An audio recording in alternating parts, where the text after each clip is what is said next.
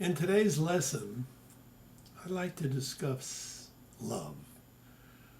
Very important concept and possibly one of the most misunderstood concepts in the on the planet today. One of the problems is in the definition of love. People seem to have a very difficult time in exploring it because it's indefinable the way that it is worked at present with respect to the definitions, that is. The Greeks have a great many definitions, and the word is of Greek origin. As an example, there's agape, spiritual love, eros, romantic love, philos, brotherly love, and on and on and on. But that's just trading one abstraction for another. Let me define it for you in its totality so that it would encompass all aspects of love. Love, purely and simply, love is a positive viewpoint. That's it. That encompasses all love, whether it's the love of a cheese sandwich, the love of a man for a woman for a man, or the love of God. It's a positive viewpoint. The more positive the viewpoint, the higher on the scale of love that you are. Now, very often a metaphor exemplifies the concept so that it's more easily understood. So let me tell you a story about a young couple. Just got married, been married, 14 hours. They're still very much in love. He can see only positives in her. She can only see positives in him. She's in the bathroom brushing her teeth, and the door is just open just a little bit. And he's looking at her, and she's drooling, as many people do when they brush their teeth. And he's looking at her, and he's saying, wow, she even looks good when she's drooling. Now, he can only see positives. He's very much in love. And she's got this old bathrobe. It's falling apart. It's got holes in it. But it's comfortable, and she wears it. And he looks at her wearing that bathrobe, and he says, wow, look at that bathrobe. It's so horrible looking, but she wears it. It looks queenly on her, and she wears it like a queen. And I love the way she walks. She's got the cutest little hop when she walks. He can only see the positives in love, 100 degrees on the scale.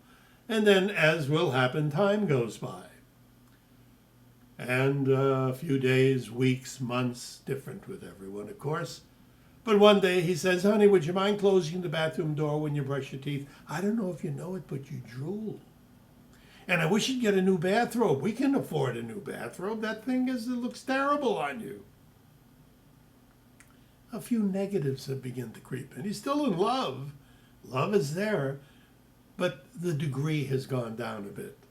Time goes by. And sweetheart, don't get angry, but I've enrolled you in a charm school. You know, you've got the funniest walk. Well, now what's changed? Has she changed? No, she hasn't changed. His attitude has changed. His viewpoint has changed. Love has gone down a few notches. Love is a positive viewpoint. If you want to determine the degree of love, see how many degrees you are with respect to the person that you're dealing with. Now, love and hate are the same. When you polarize one, you come to the other extreme. When you lessen love, you come into like. When you lessen like, you come into neutrality. After you leave neutrality, if you're still going down the scale, you come in dislike and eventually hate. Love and hate are the same. They're on the same scale. Hate, of course, would be the opposite of love, and that would be a negative viewpoint. When you can see only negatives in someone or something, then you are on the dislike or the hate end of the scale. I said that this encompasses all love. Love of a cheese sandwich, love of a man for a woman, and love of God.